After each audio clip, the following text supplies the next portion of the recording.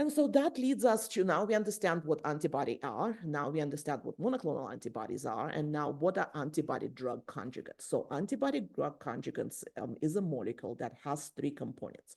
So number one is the monoclonal antibody that we just learned about. It's Y-shaped protein that's specifically designed to attach to a certain portion of the cancer cell.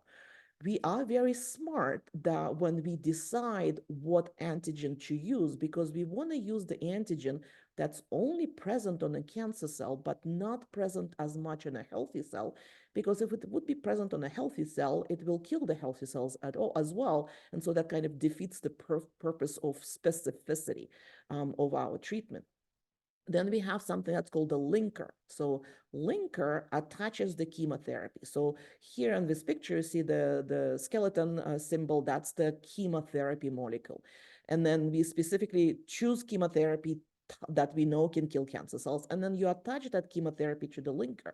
And linker is very important because you want to choose the linker that will not disintegrate once you injected the antibody in the patient's vein, because if it disintegrates right away, then it's not going to get to the cancer cells. It's going to, disintegrate in the blood, and you're just going to have chemotherapy molecules just floating around the blood, which is the same as we do with traditional chemotherapy.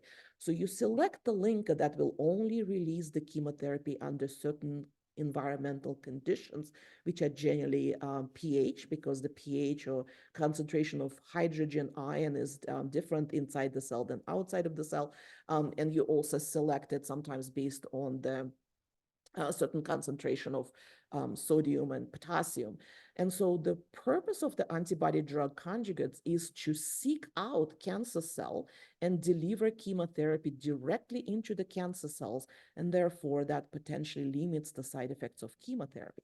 So the way I think about antibody drug conjugates is kind of a Trojan horse, because when cancer cell takes the antibody drug conjugate, it has no idea that there is a chemotherapy attached to it. So we're kind of fooling the cancer cell by allowing them to think that this is something benign, and they will take that molecule.